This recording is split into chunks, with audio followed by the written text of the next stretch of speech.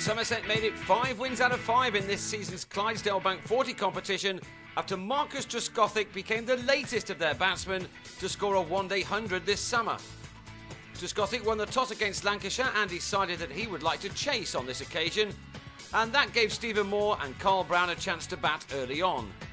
Moore started off in terrific style here, flicking Lewis Gregory for a 6 as the openers kicked off with a stand of 34 in the first 4.5 overs.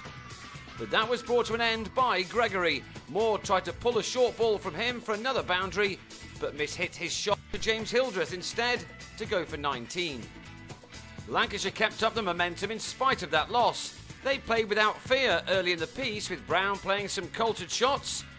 He just sorted out his normal game, and it appeared to be working out well for him as he and Stephen Croft carried the total to 84 by the end of the 13th over. But to the final ball of that over, Brown couldn't get enough on this shot off Peter Trigo and planted the ball into the hands of Gregory after making a run of ball 33. Croft was then joined by Paul Horton, and the boundaries largely dried up in the middle overs. This was a rarity as both batsmen kept the scoring rate up by pushing for 1s and 2s.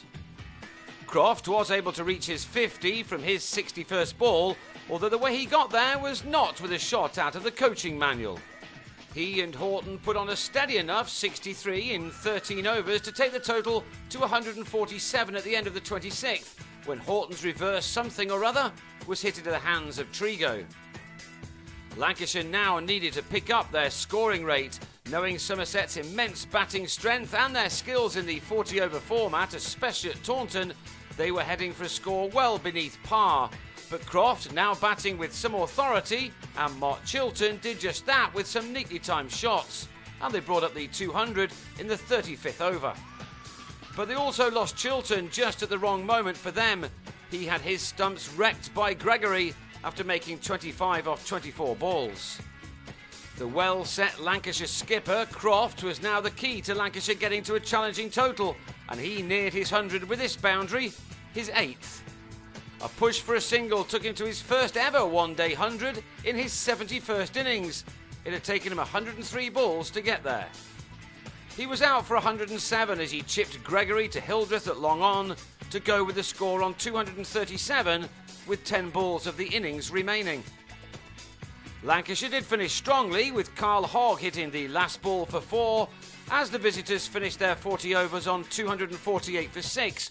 Gregory, the pick of the bowlers, with 4 for 40, his second successive 4-wicket haul in this tournament. In the absence of the injured Craig Keyswetter, Trigo opened the innings with Trescothick and he nearly had him run out.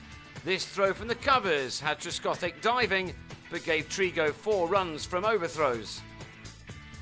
Trigo, an outstanding one-day player, then got his side off to a cracking start again with 2 delightfully timed straight hits off Hogg. The first one travelled many a mile, while the second was perfect for any photographers at the ground. He was certainly getting the better of Hogg and had hit him for another 10 runs in his 3rd over when he holed out off a slower ball to long off. Trigo had hit 32 off just 18 balls to give Somerset the ideal beginning. They had 45 runs on the board after the opening 5 overs, and then Trescothick came into his own. This magnificent shot over extra cover, hitting a sponsor's vehicle in the car park. Not even someone with the skills of Jimmy Anderson could stop the flow of runs. Only 10 overs in, and already Somerset were very well placed. Indeed, the total had reached 97 after 12 overs when Nick Compton was foxed by Simon Carrigan and stumped after making 14.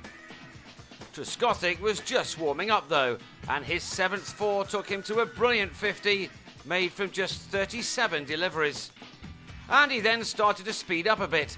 Stephen Parry dropped 1 in short, and the Somerset skipper dispatched that for his 2nd 6. And he followed that up with his 3rd in Parry's next over. This was now Trescothick at his scintillating best. Hildreth, off to skipper the England Lions this week against Sri Lanka, was happy to play second fiddle to his county captain. Not that he was a slouch by any means, as this pair ensured that there was no way back for Lancashire. At the end of the 18th over, incredibly, Somerset had amassed 172 runs. Hildreth fell then after hitting 37 off 27 balls. He struck Anderson to mid-off without enough elevation, and Parry took the catch. No one was going to stop Trescothick though, and his 10th four took him close to his 28th one-day ton. And he got there from only 69 balls with his 11th four. It was a quite brilliant innings, and it was amazingly the 5th score by Somerset players in 5 CB40 matches this summer. He could then afford to cool down at one end and let the explosive Joss Butler finish things off at the other. It was turning out to be something of a thrashing. Butler hit the winning runs with a full 8 overs remaining, and in doing so, he went to his 50 of 46 balls, leaving Trescothick unbeaten on 111. It was a sensational run chase by Somerset, and it's going to take a very good and a very brave team to beat them in the CB40 this season.